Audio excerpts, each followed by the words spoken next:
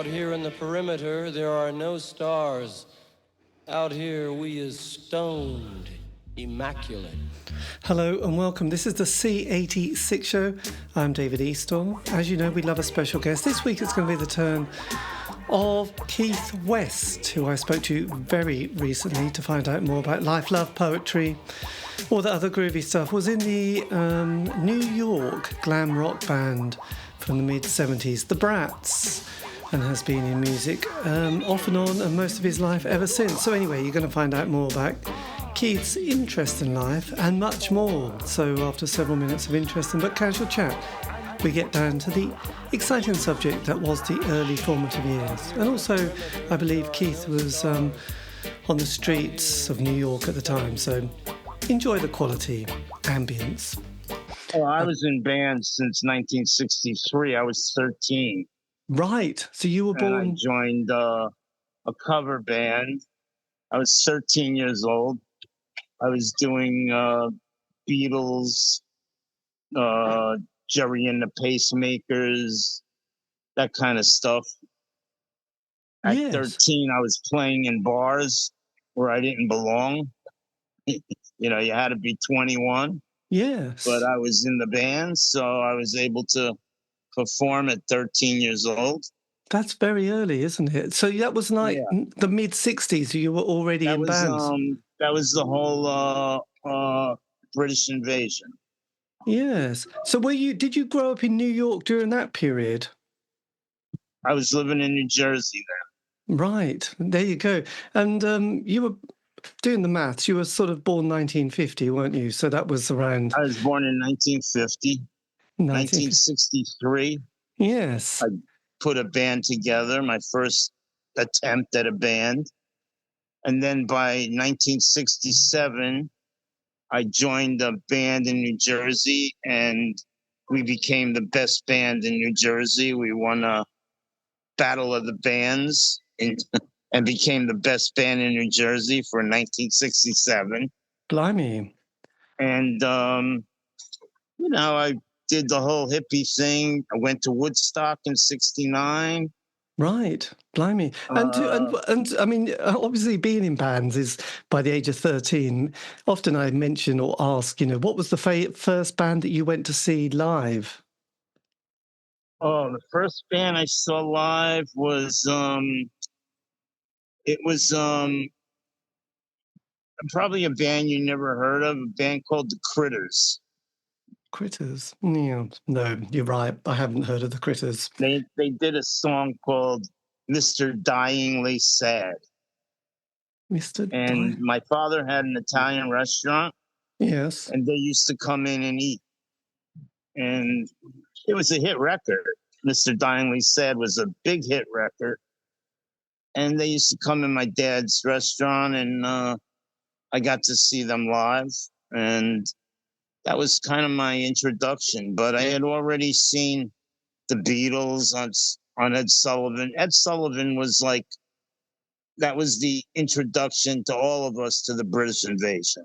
Right. Every musician my age saw the Beatles on Ed Sullivan. And they all will tell you that was their inspiration to be in a band. Yes, I realised there was that sort of moment, wasn't it? I think anybody from that age was a huge one. So when you got to... So your dad, was he Italian, he says? Was what? Was your parents Italian then? Yeah, my parents are Italian. When did they come over to New York or New Jersey? Oh, well, they were first generation. They came over with my grandparents. Right, blimey. My grandparents came over in the 1920s. And they had their kids, I'd say 25, 30. My dad was born in 25. Right. And, that was it. We were all kind of immigrants, Irish kids, Italian kids, German kids, French kids. We were all thrown in. Everybody came over to Ellis Island in New York. Okay, blimey, it does seem... It sounds like one of those Martin Scorsese films, really, doesn't it? Oh yeah, I mean, we were, all our parents were in World War II, and when they came home, there was a giant baby boom. Yes. They all had like 3 kids, 4 kids. We all grew up together. We And then the British invasion happened when we were like 13, Yes. and some of us were like, I was already musically inclined. I was already learning music at 5 years old. So once the Beatles happened, I saw that that's what I wanted to do. Yeah. Actually, it was before that. I got to see Elvis Presley in 1957, and my aunt took me to see him, and I didn't know who he was, but the girls were screaming, and I just knew at 7 years old that that's what I wanted to be. Yeah, well, Lemmy from Motorhead has had the same experience when he was at school. I think yes, he noticed someone with a guitar being swamped by young Yeah, I girls. mean, Elvis was the first, thing, and then 6 years later, the Beatles happened, and that was it. Anybody my age who had any kind of musical talent wanted to be one of the Beatles. So Yes. we all grew up, you know, going our different ways. We all, the whole hippie invasion from San Francisco happened, and Woodstock happened, all that kind of stuff. The psychedelic era, So Jimi what? Hendrix, So Cream. what was your psychedelic period like? Did you get very into Well, the? that was, of course, 1967. Yes. The first Cream album, the first Jimi Hendrix album, Blue Cheer, the first Blue Cheer album, Yes. The Who, all of that kind of stuff.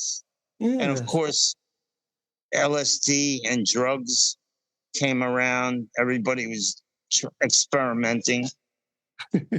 Yes, that was certainly a time for tuning in, turning on, and dropping out. Really, had Oh you yeah, I at that mean, stage were you kind of going for a hippie vibe or that kind of garage punk vibe? Where was your sort of well, of allegiance at course, this? we started out as hippies, but I was totally influenced by the British, not only the British invasion, but the British bands that came over, such as the Faces, Rod Stewart, Jeff Beck, the Yardbirds, all of that kind of stuff was a great influence on a lot of me and my friends. Yes. We were not so much into the hippie thing.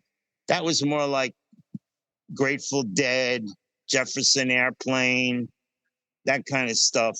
It was okay, but I was more influenced by the fashion, the Faces, uh, velvet suits, satin suits, platform shoes, Rod Stewart haircuts. Yes. So That's what didn't we were all involved in. So it became a split.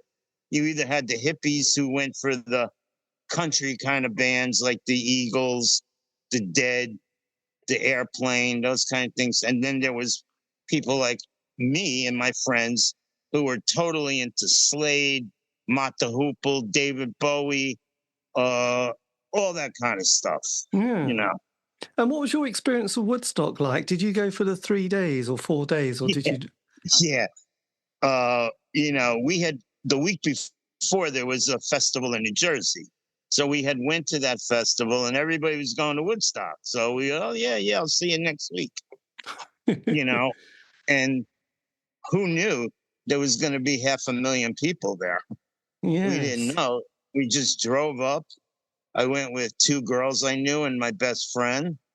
So 4 of us went up there, and then it was bumper to bumper, and your car just overheated, and wherever you overheated, that's where you sat. So everybody was out walking around doing LSD and smoking pot and meeting each other. It was like we were all into the same thing. you A know? beautiful moment. But the 60s, Oh, I it was mean, a beautiful thing. It wasn't a fight. no. Everybody was peaceful and kind, and even the people who lived in the towns, there was no food in the supermarkets or anything because they didn't expect this many people to hit this area. Yes. And people were coming out of their houses giving us peanut butter and jelly sandwiches just to sustain us for a few days. There was no going back. You were stuck wherever you were. Yes. Well, did And you have any musical highlight of Woodstock? Was there any? Did you get to see any bands? well, yeah, we you kind of just you went down there, and the crowd was so humongous. You weren't getting near the crowd, near the stage. Yes. You were just wherever you were. You heard the music, and you could barely see anybody on the stage because there was like thousands of people in front of you, and you couldn't move any. You couldn't go anywhere. You were stuck wherever you were. So Yes. you heard the music. You didn't really see it, but unless you were close to the stage. But it was happening. It was raining, mud everywhere. It was, we were sleeping in our cars. We were sleeping in the mud in our, on blankets. It was just a crazy, and it wasn't 3 days. You left there on a Monday to get there by Wednesday or Thursday, and then the weekend, and then it was another week to get out of there because there Yes. was so much traffic. So we were actually there almost 2 weeks. It was crazy. But then the 60s obviously is, you had to highlight the 67 period, then Woodstock, and then, the 60s ends on a bit of a downer with various assassinations, and then there was, the death of, Brian Jones, and then Hendrix, Morrison, Joplin, and then there's the whole Charles Manson thing. And like with any scene, it can start beautifully, and like you said, Woodstock didn't have a fight, and then you Yeah. realise that people get attracted to these places who aren't always the most beautiful people with kind spirits. So the 60s kind of finishes on a bit of a downer, and you would have been at 20 thinking, yeah, oh dear, that's not good. How did you navigate that period from the 60s into the 70s then? What do you mean, from the 60s into the Well, 70s? yeah, because quite a few people I spoke to who were very involved in the 60s and had that kind of moment suddenly went, God, I'm shattered. I can't do this anymore. I've been doing it for sort of 5 years. I just need to go to bed. I Oh need to yeah, I recover. mean, by that point, I was already in bands for 7 years, and I Yeah. was only 19. So I mean, I learned how to put a band together because the band I joined was run by a bunch of 25-year-old guys that were way older than me, Yes. and they knew how to rehearse. They knew how to put a band together, and taught me a lot. I learned a lot you know, about how a band works. And we won Best Band in New Jersey, which was unbelievable at that time. And so I was working constantly. We were doing every little bar or club we could do. Hmm. And then I was working for London Records, which Oh, was the Stones, 10 years after, Moody Blues. I got a job with London Records. God, London So Records. I ended up they were in New York, and they had an office in New Jersey. So Yes. twice a day I would go back from New Jersey to New York and do stuff that they needed, and I got free tickets to concerts. I would imagine you must have had a lot of blagging rights on this, a lot of swag. Oh yeah, man! It was like I had I went to the Get Your Yayas uh tour where they played at the Garden and did the Get Your Yayas album. Nice. God, that's And very... yeah, I was like right by the stage, because I worked for the company. So So were you doing press and promotion, or were you doing... we were doing promotion. We were taking orders for record stores because it was a warehouse. Yes. We were picking out, like when the new Stones album came out, we had huge orders. We'd have to pick orders for all the record stores and, and deliver them to the stores and things like that. Yeah. I loved it. But I met a girl who worked for London Records, and she said she knew I wanted to open up a record store. Yes. That was my dream at that time. So she lived in New York, and I was going to New York and spending the weekends with her. And we found the area to open up a record store. God, that's fantastic. So that's what I did. I opened up a record store, and that's where everything happened. Yes. What was it called, your record store? What? What was it called? It was called the Music Box. The Music Box. And everybody who was anybody in New York came into that store because I sold bootlegs, I sold English imports, used records. Nobody sold used records. I was selling used records. So that's where I got to meet all of these bands. The Ramones, they weren't even the Ramones then. They were just a bunch of guys. Yes. And Kiss used to come in and shop all the time, but they weren't in Kiss. There was another band. Yeah. So I got to meet everybody in the New York scene. The Dolls. Did you ever come across people from the that band called, oh my God, I've never forgot. Jesus, they all dressed up as women. The Dolls. No, not the Dolls. Who was the other one? Who was JJ? Oh God, the rock band who all dressed up as kind of women. They played the New York circuit constantly for the entire the 70s. Didn't ever get a record deal until they came to the UK. And I did an interview with the guitarist who brought a book out last year. Now I can't remember. Was it the Harlots? No, it wasn't. Oh, God. God, that was... Oh, believe me, I met every band that was around in those days. Yes, punk. Everybody dressed like women. Right. We were all like in that Dolls look. Everybody wanted to be like the Dolls. The Dolls were the biggest band. Even Kiss, if you see early pictures of Kiss, yes, they used to wear lipstick and dress like women also, but they couldn't pull it off because they were all like 6'5". They look kind of ridiculous. Well, absolutely. And did you come across people like Johnny Thunders at this stage? Oh, I knew Johnny from the 60s. I knew Johnny long before the Dolls. Him and I our weekends were spent at the Fillmore East every weekend. 4 shows a weekend, 2 shows on Friday, 2 shows on Saturday.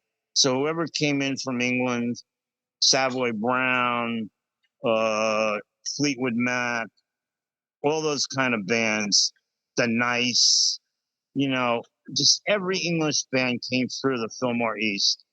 So me and John would go there every weekend, and that's how I met John. He wasn't even in a band. Right. He just looked great. He looked great. Everybody loved the way John looked. Did people like the Velvet Underground come into your sort of sphere at all? No, they were already an established band then. Right. They were a little ahead of us.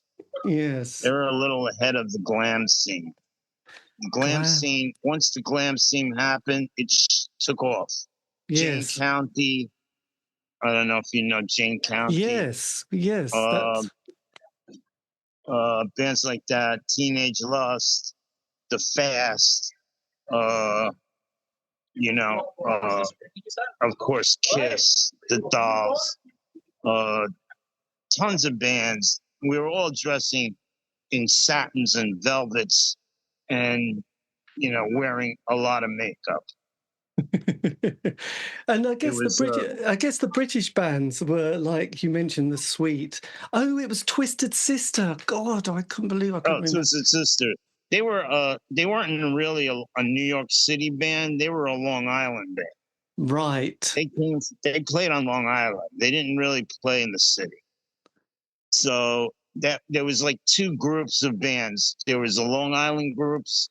They stayed on Long Island. They played all Long Island clubs. And there was bands like the Brats, like us. We were playing all Manhattan clubs, Max's Kansas City. Of course, our biggest influence at that time was the Sweet. Right. We loved the Sweet. Blockbuster. They were like, the Sweet, David Bowie, the Ziggy Stardust, T-Rex, Mott the Hoople, all of those bands, Slade. Yes. They were like a huge influence on all the bands in New York. I know, because I did an interview with JJ French, the guitarist. I remember they've got I know JJ. They have some very funny stories about their time in the late 60s, early 70s, getting involved with slightly, I don't know if it was mafia, but quite dodgy people having their kit, van burnt out with all their equipment in, having, he tried to be a bit of a small-time drug hustler and it kind of went wrong. Did you have to navigate some of these kind of characters and play situations a bit like that as well? Oh yeah, there was all characters in the scene, Because there was people like Morris Levy, wasn't there, who became John Lennon's. Morris Levy was like, he was a legitimate record company, even though they were basically run by the mafia. Right. I mean, if you really want to know about Morris Levy, you should read Tommy James's book From the Shondells. Right. Yes, I've got that somewhere. His book is all about Morris Levy. Oh, yes, I've got it. The Godfather of the music business. Yeah. Yes. Of course, all those bands in those days were being ripped off.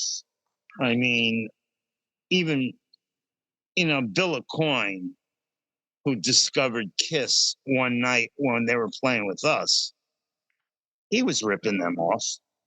That was a constant thing. I mean, if you wanted a record deal, you were subservient to these kind of guys who had ins in the business, like Morris Levy, and then they would steal your money, and put you on tour, and you never get a real accounting of where your money was going. No, this would be until you eventually became big enough to do things on your own, like what happened with Kiss. Eventually, they left Bill Aucoin, and they went to the guy who's managing them now. Forgot what his name is. Yes, I remember. So you were sort of working for London Records, but you obviously still fancied being in a band. Were you doing music as well as London Records at this stage in the early 70s? Well, what happened was in 1970, I left London Records to open up my own store. Yes. I opened up a record store in Queens, and that's where the whole scene was just starting to take off. And I started meeting all of these guys. Like Arthur Kane was a good friend of mine. Rick Rivets, he started the Dolls with Arthur Kane. And then he left the Dolls and started the Brats with me. Yes. And the Dolls were like our best friends at that time. So once we got our band together, Alice Cooper was a big part of that band also. We were good friends with Alice. He was recording the $1 Billion Babies album in New York. And we were hanging out with him every single night. Blimey. And it was a year I spent with Alice Cooper just drinking every night at Max's Kansas City while they were recording the $1 Billion Babies album. Fantastic. So we were putting the Brats together. He had Rick Rivets left the Dolls, and we were putting the Brats together. And Alice knew what was happening, and I said, "We're ready to play. We just need a name." So Alice says, "Well, let me think about it, and I'll give you a name." So next night, he came and he gave me 3 names to pick from, and we chose the Brats. And so he was, he like legitimately named the band. Fantastic. And your So he was first, so I was going to say your first single that you released was "Keep Doing What You're Doing." Was that the first time you're in the studio? no, that wasn't our first single. Our first single was "Be a Man." Be a Man, right? Oh, right. Okay, then, because this is on Whiplash Records, Right. so that it just says that "Keep Doing" is from It was a 1975. small independent label that we still work with. Nice. So, did you at that stage? There was the punk scene. Were you very kind of drawn to the punk world more than any other? No, we came from the glam scene. There were Right. no punk bands in those days. Everybody was a glam band. Okay. I got you. And So, then bands started, wearing leather jackets, which we did too. On stage, we wore three-piece suits, and off stage, we all wore motorcycle jackets. So the Ramones were the first band to actually go on stage and wear that look. And they right. had I actually went to the Ramones' first gig. They played a private party at a studio, rehearsal studio, and that was the first time I ever saw the Ramones. God. And we were like, I'm not so sure about these guys. Did you They were meet? very sloppy, Yes. but they had a good sound. They sounded like a dentist drill, just like Did a you buzzsaw. did you meet? Did you know Danny Fields at this stage? Had he sort No, of I come? did not. I knew of him, but I didn't know him. Right. So there you go. So the Brats got together. This was like 75, 76 time. Oh no, we were together in like 72, 73. Right. How come you We were were? already there was So only a handful of bands in those days. There were the Dolls, the Brats, Teenage Lust, Jane County, a real minimal amount of bands. what about But Suicide?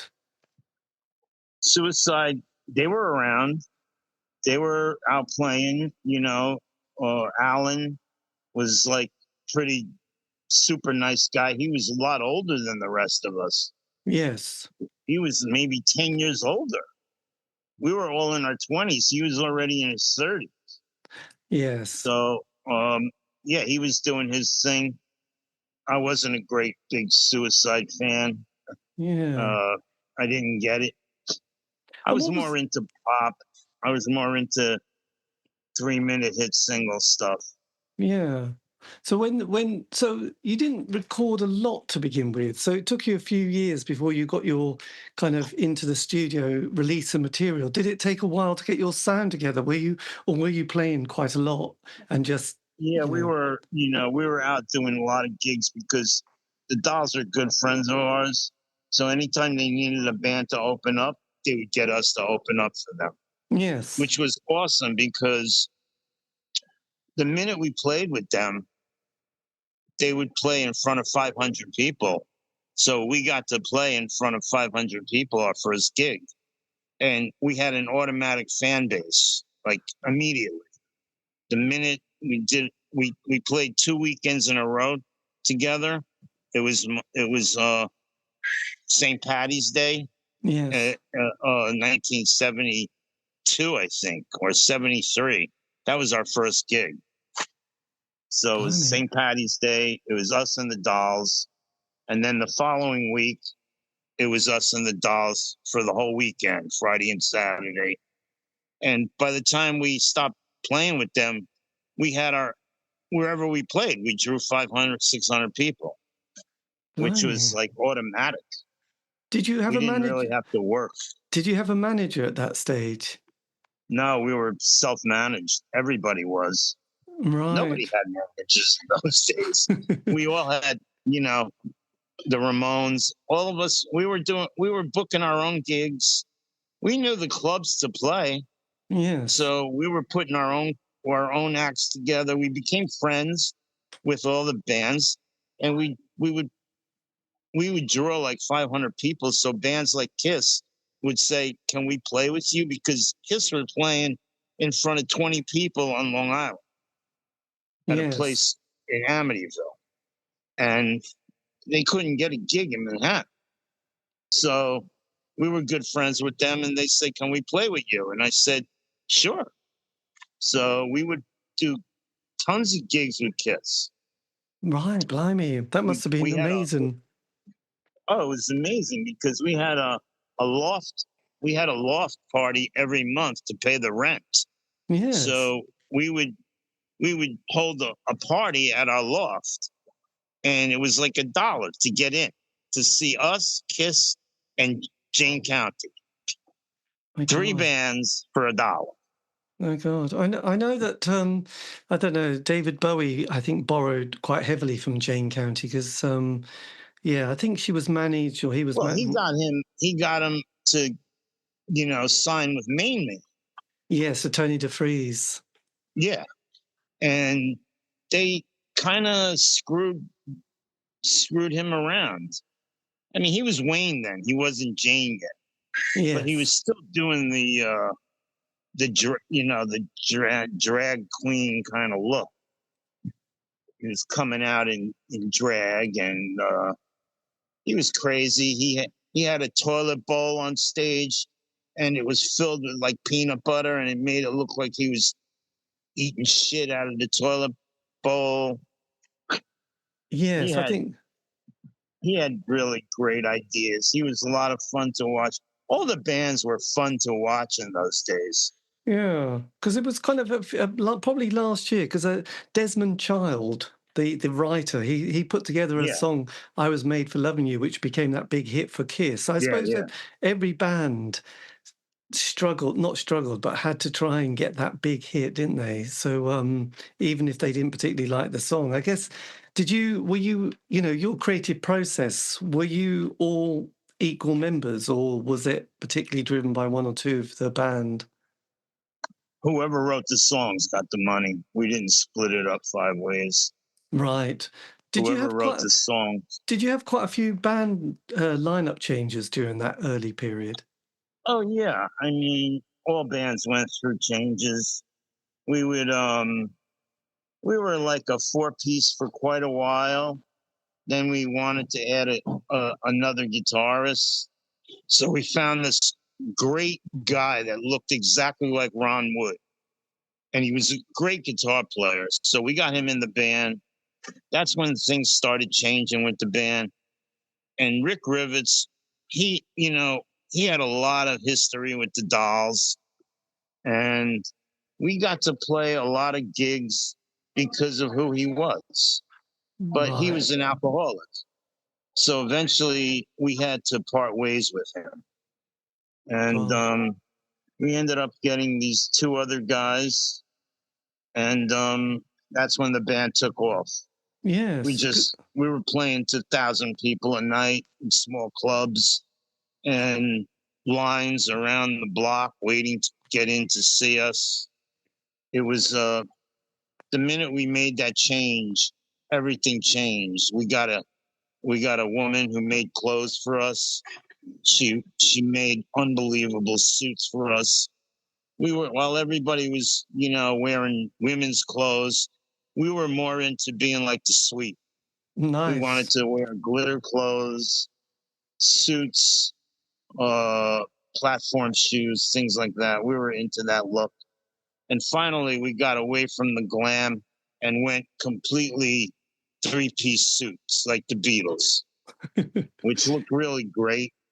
The black and how did Max's Kansas City compare to CBGB's? Were you a Max's band or we did were you? a Max's band? CBGB's was any bands that played CBGB's were like the Ramones. They were, punk bands mostly. We played CBGB's, but it was a real shithole. I really hated it. So we only played a few times there because it just wasn't my cup of tea. Max's was a much nicer club. Nice. And there was also another club called Gildersleeves, the Great Gildersleeves. It was a block away from CBGB's. And all the bands had a great stage. great sound system, and all the bands started playing there. They started getting bands like Stars and, bands like that. Cyndi Lauper started playing there, all these kind of bands. And they were just regular rock bands. And Gildersleeves ended up becoming bigger than all the other clubs. So we started playing mostly at Gildersleeves because the club was gigantic, had tables everywhere. It held a lot more people. Max's was very small. Yes. Like a small bar kind of place. My God. And if you packed 200 people in there, it was packed. Nice. So we were looking for a bigger venue. Yes. And we found it at Gildersleeves. And we started playing once a month at Gildersleeves, once a month at Max's, once a month at the 82 Club. We started booking we were booked like for months, because we were real popular. Yes. We would play at this place, Coventry in Queens, where Kiss did their first show at. We used to play there all the time. It was a great place. It was in Queens, 2 stages. So when one band was setting up, the other band was playing on the other stage. It was a great setup and a very well-known place. Yes. Did you, and you got a track on that compilation for Max's Kansas City, didn't you? Which was quite a big thing as well. There was a live compilation. Oh, yeah, we were. Well, what happened was they were putting a Max's Kansas City album together, and they asked us to be on it. And they were recording it at the record plant, which was a great, great studio in New York. So we definitely took the opportunity to do that there. And we did one song for that album. And it actually became very popular. It got a lot of radio airplay. Yes. And believe it or not, today we still do that song. Fantastic. We still play a lot of those songs. We still play Be a Man. Even though it's our first song, people yell for it. They want to hear it. And we stopped doing it for 10 years. And we had to do it because the audience kept yelling for it. So we didn't want to do it anymore, but we had no choice. So we still do that song as well. Yes. So then what happens in 77 with the band? At this stage, you've been together for over 5 years. 77, the band was at their peak. Yes. We were like, we were filling clubs to the hilt. Yes. I mean, there was no way for us to go. We were looking for a record deal at that time, a real record deal with a top level company. Yes. But I was studying magic, and I was in magic school for 2 years, and I wanted to incorporate a big like magic kind of show because bands were doing big shows in those days. Yes. And so everybody kind of had a gimmick. So we were like, we wanted to do like a magic show and bring out the band, from the floor and things like that. So we couldn't find any record companies that wanted to give us $250,000 to put a stage act. So bands like Sire Records that the Ramones signed with, they were offering bands like $10,000 to cut a record. And stupid us should have picked that up. But the Ramones did it. They recorded their album for about 10 grand. The Police, they recorded their album for about 10 grand. Yes. So people were just putting out a record. That's all they wanted to do is put out a record. We were more interested in doing a whole stage show as well as the record. And we couldn't find any record companies to invest in us. And the small companies, like, we should have signed with like Sire Records, because Sire Records ended up taking off. They signed Talking Heads. They signed the Ramones. They I signed suppose a whole bunch of Blondie. bands. Did Blondie as well go? Who? Blondie. I can't remember if that was Sire She was on Records. Chrysalis. Right. Yeah. Chrysalis was another label that everybody wanted to be on because Chrysalis had Pat Benatar, who wasn't, even famous yet. And Chrysalis started signing people like Blondie and giving them a huge, place where they could be heard. Yes. I mean, Blondie was on a small label called Private Stock. They put out a single called Sex Offender that went nowhere.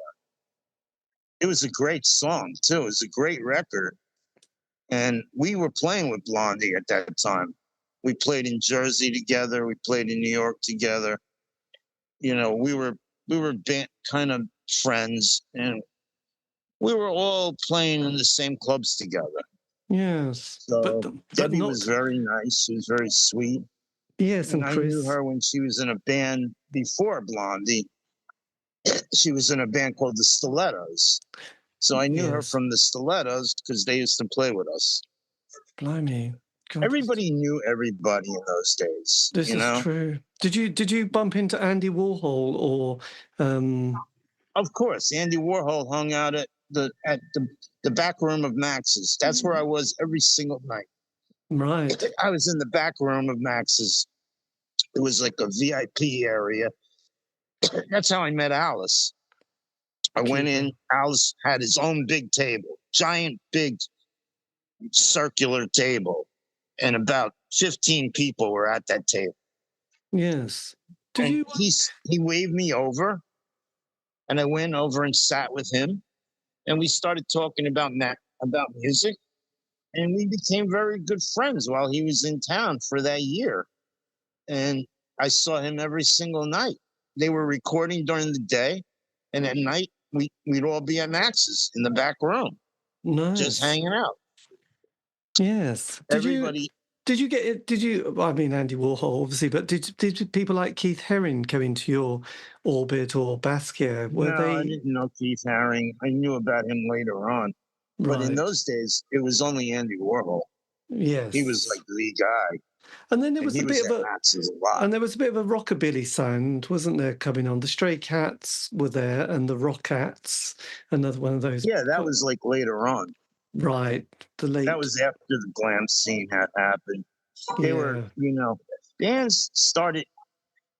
We all started out like as being glam bands, but everybody kind of started going in different directions. The Stray Cats went into the rockabilly thing. The Ramones went into the punk thing. Debbie Harry went into the girl pop thing. Like she was like like a Leslie Gore kind of thing. And everybody kind of went into their own direction. And we kind of the Brats kind of went into the Faces sweet kind of thing. Yes, because I suppose we were into the Faces. The Faces were like our big kind of band. I love the Faces. Yeah. Was there any other bands coming over that new wave, like people like Elvis Costello or Joe Jackson, or you mentioned the Police, but there was the kind of after punk with people like the Clash and the Buzzcocks. There was all of that stuff, like Elvis Costello and all that stuff, that all came about in the 70s. Yes. We came from the early 70s. The later 70s, that's when you started getting Elvis Costello and the Stranglers and all that kind of stuff, the Damned, all that kind of bands. So what's happened to the Brats by 78, 79?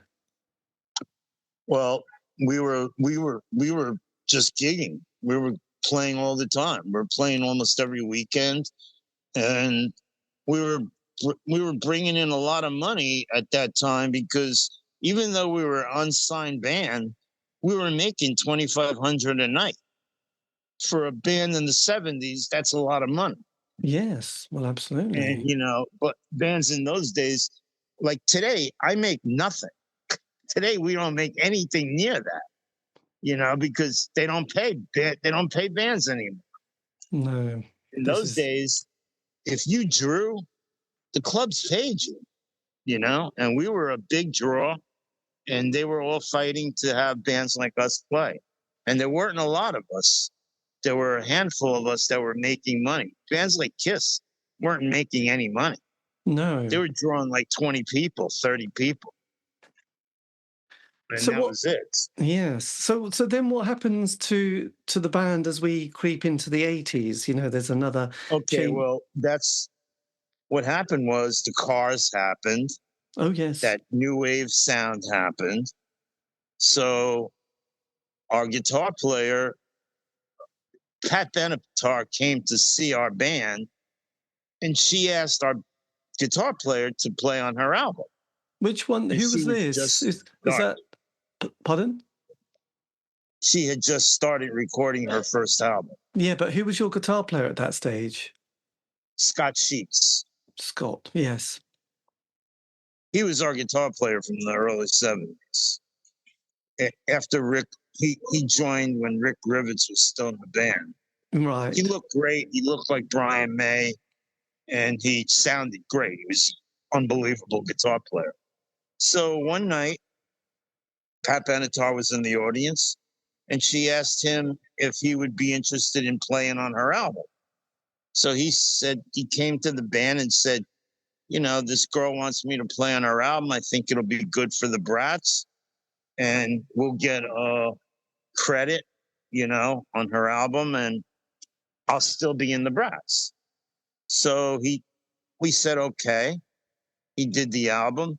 And then she went on tour and wanted him to go on tour. Right. So we were kind of pissed off about it because she kind of stole him away. So we had to find another guitar player. We brought back the old guy who looked like Ron Wood. We brought him back, and we decided to go into like a Cars kind of thing. We got a keyboard player, and we started writing pop songs like that. Like Cars kind of songs. Yes. Cheap Trick, that kind of stuff. So all pop stuff.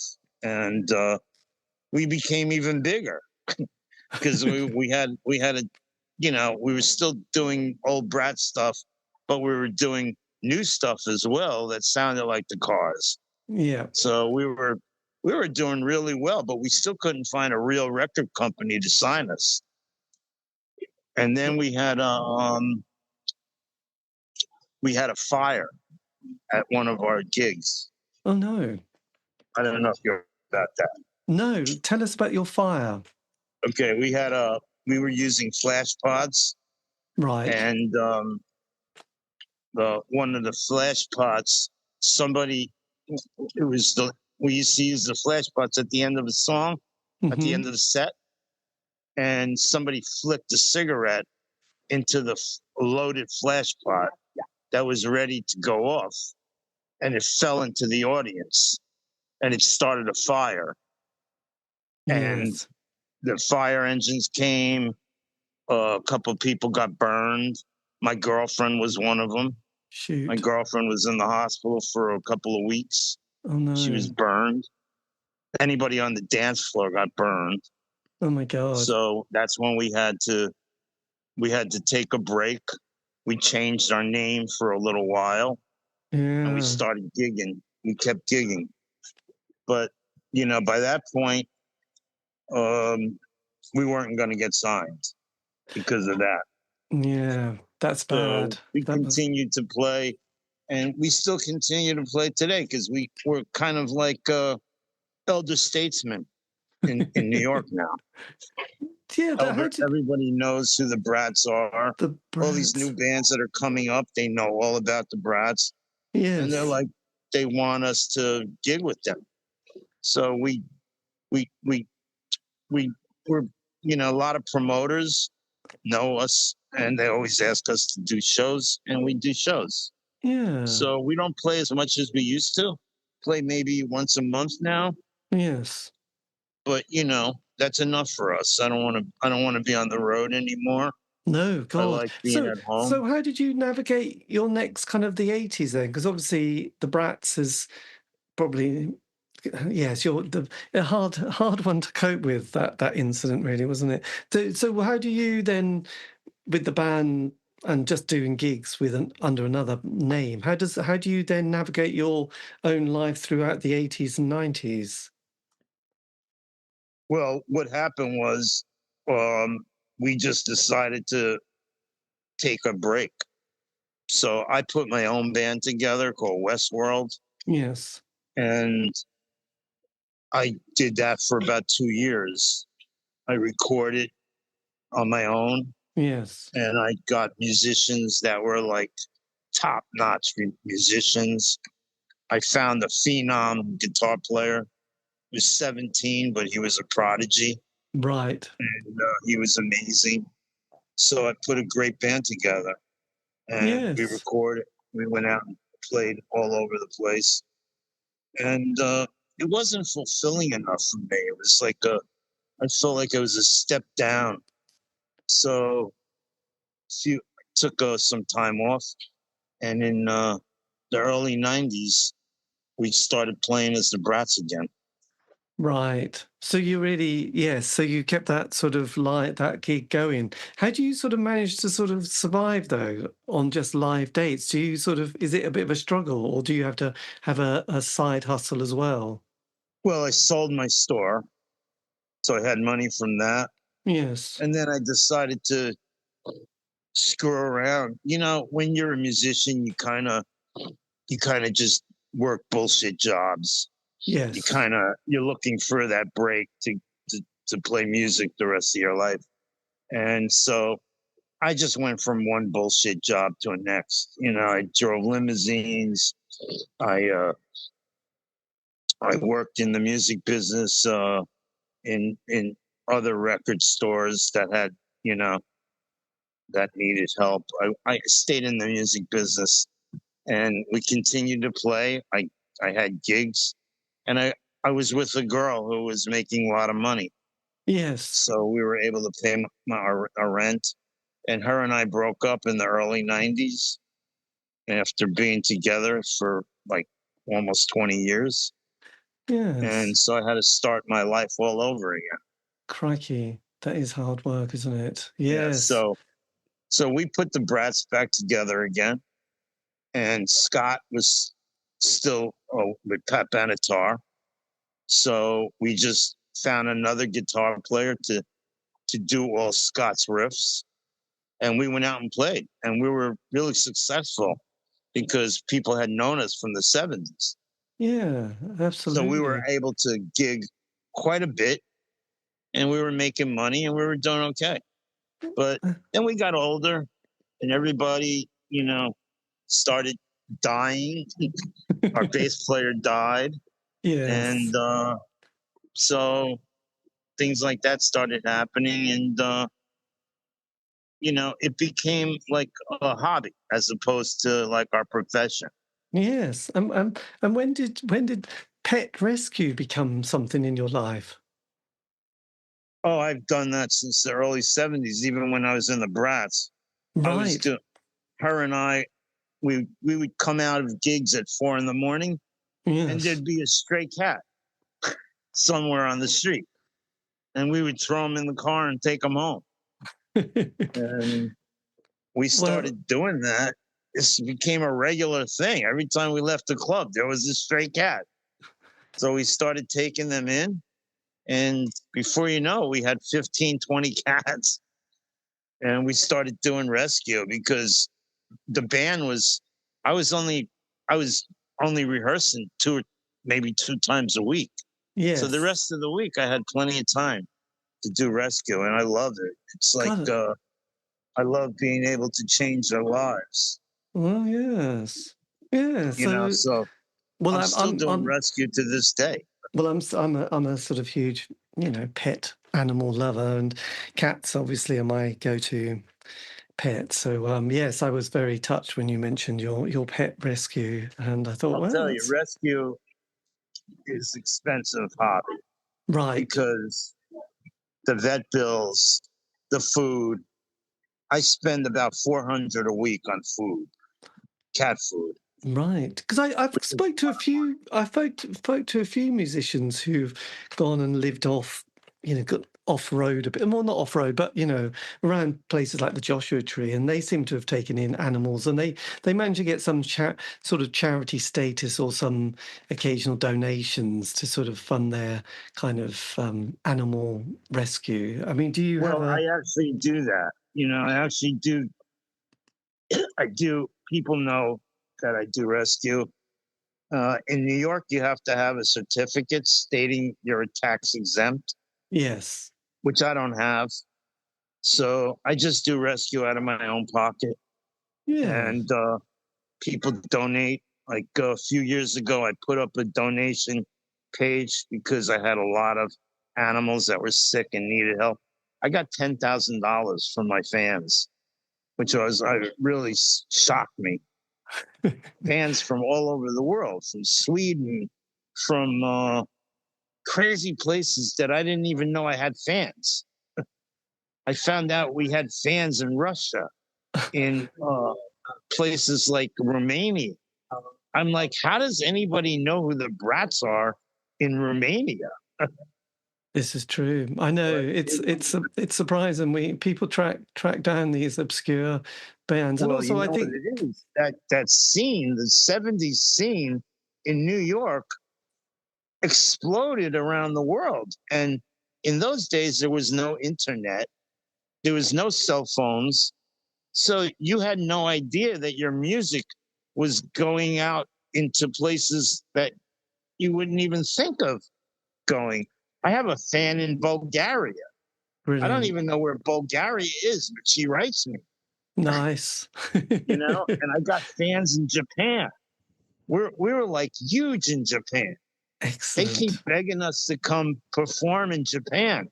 They're into stuff like the Flaming Groovies, bands like that. They're into rock and roll bands. No, yeah, and I think also there's a sort of with time, and there's been a few documentaries on, I don't know, Yeah, Max's and the Chelsea Hotel and CBGB's books and documentaries have come out, and that's exhibitions. right. People get very excited, and also you listen to the music. It is, incredibly beautiful and Well, we rocking. had a lot of music come out of that era. I mean, not only bands like the Dolls, who actually weren't as successful as the other bands. The Dolls were like the band at that time, but Yes, other bands surpassed them, like Kiss and Blondie, Talking Heads, Patti Smith. Bands like that were getting signed and taken off. so And did the you? Dolls, Yeah, I they guess put a lot of it is the kind album. of That was I it. guess a lot of it is kind of having that hit record, though, isn't it? That's always the tricky kind of the big tricky thing, isn't it? Oh, What? having that kind of hit single, like Blondie had, just a couple of songs that just hit, Talking Heads That's all again. it takes. It's That's having what that. that's what happened with Pat Benatar. She put out her first record, and they took Heartbreaker off that record, and Yes, that record shot up because of one song. The yeah, same thing happened. And Blondie, she started following up one song with another, and just started having hit after hit. yes. I do. So I mean, they wrote great songs. I love Blondie. Well, I think my third ever single, the first was David Bowie, then Rod Stewart, and then Blondie's Denis Denis. So I thought, that was, and the B-side had something like Contact in Red Square and Kung Fu Fighting. I thought, God, great B-sides. So there you have it. And also, there was a couple of years ago, there was a book came out by a guy called, is it Paul Zone, who captured the underground scene. He brought a photographic book out, Paul Zone. Was he Oh, somebody? Paul Zone. Yes, Paul Zone's a good friend of mine.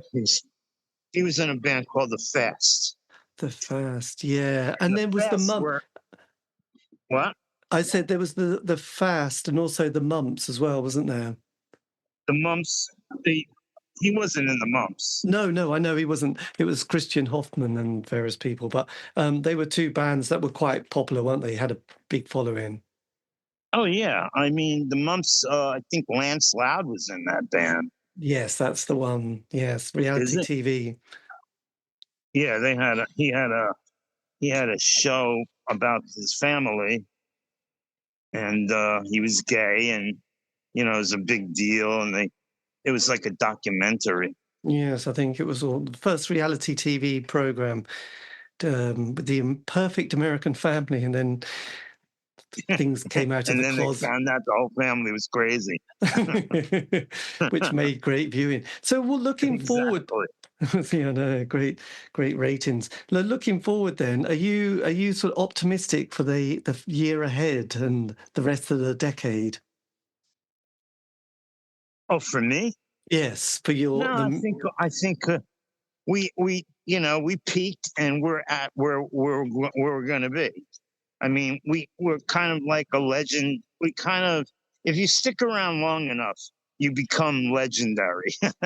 And that's kind of what happened. People know who we are.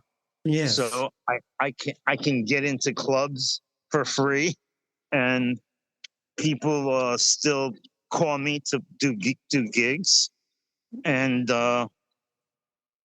so for me, I'm happy where I'm at. I mean, we never got that hit record, but I have a book in my heart that someday I'm gonna write. This is good. This is yes. Well, this is People always tell me you have like a book.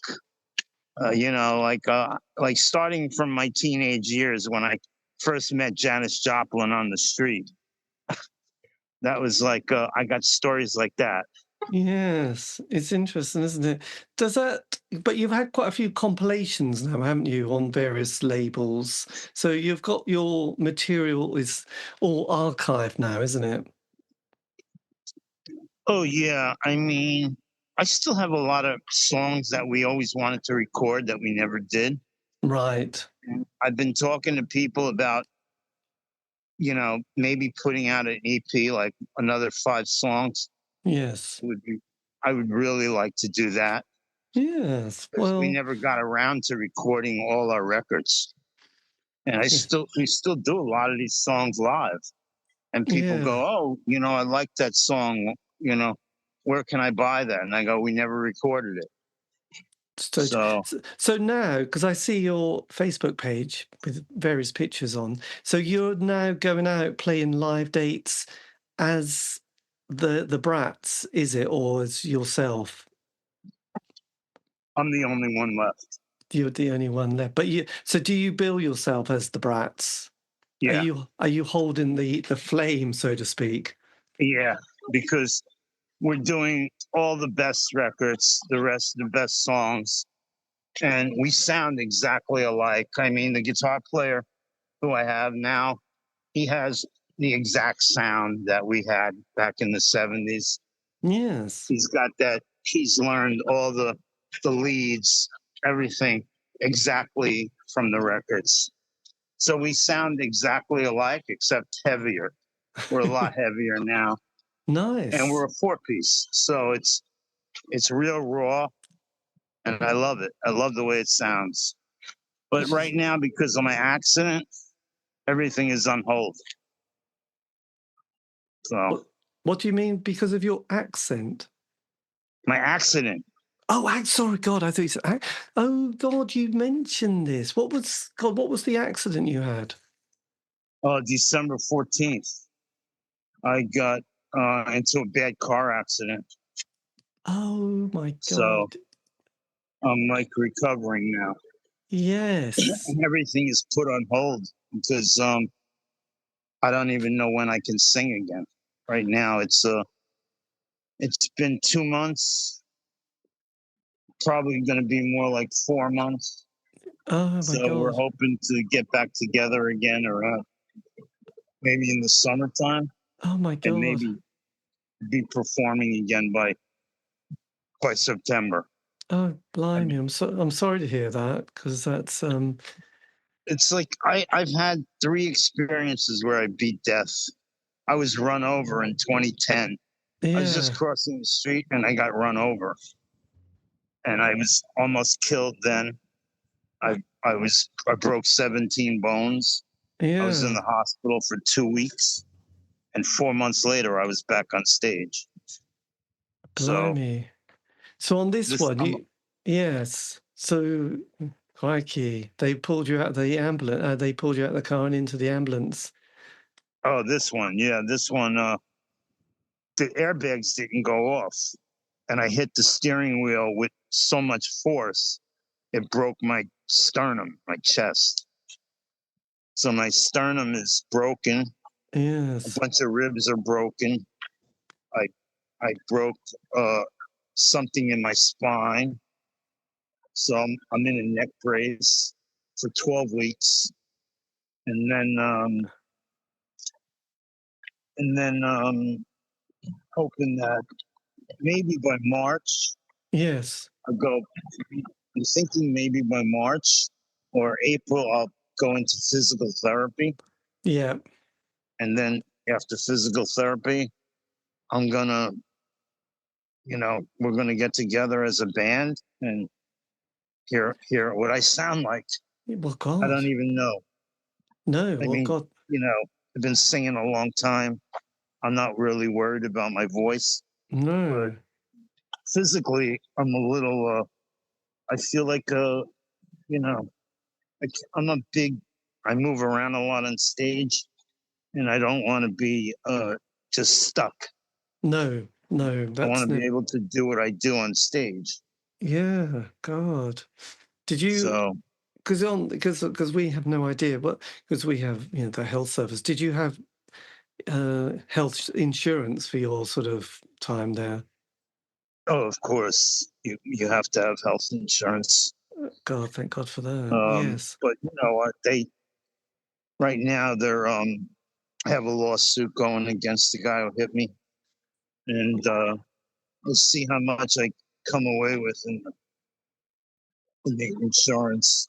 I don't know. Yeah. We'll see. Bloody I hell. want to That's be able to have some money in the bank and to be able to perform. well, absolutely. Oh, And look after your cats. what? And look after the cats. I could imagine that must have been horrible being in hospital knowing you had a house full of cats. I can't hear you. Sorry. No, I said it must have been horrible being in the hospital knowing you had a house full of cats. Oh, forget that. That was like a nightmare. I had they didn't eat. They I had nobody to go and feed them. Yes. Luckily, I put out food before the accident, but I was only in the hospital for 4 days, so Right. I got home and I fed them, you know. But Yes.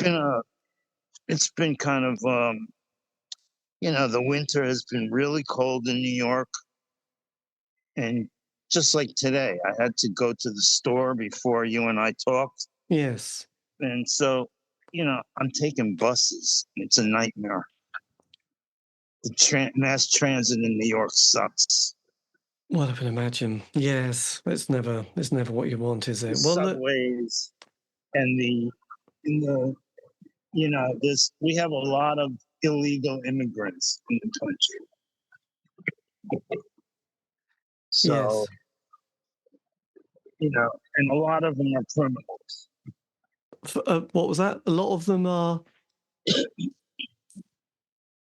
Oh, I missed that last bit. Anyway, yeah. Well, look, Keith. I hope hope you managed to almost get your way. Are you nearly home now? No, I'm still by the store. I haven't. I was talking to you. I didn't want to get on the bus. Oh, okay. God, sorry. Okay. Well, look, I better let you go because otherwise you'll freeze, and I don't want to be responsible. But look, thank you Yeah, I ever mean, if so. you got other questions you want to chat about, we can do it any night. Yeah, no, well, yes, but this has been amazing. Well, thank you for your time and your patience on that. Thank you. It's been amazing hearing your story, and And I can always send you the link, and then you can always put it on your Facebook page or your Brats page. Do you also run the Brats page as well on Facebook? No, I don't actually. Somebody else is running it, and I don't even know what's going on with it because we haven't performed in a while.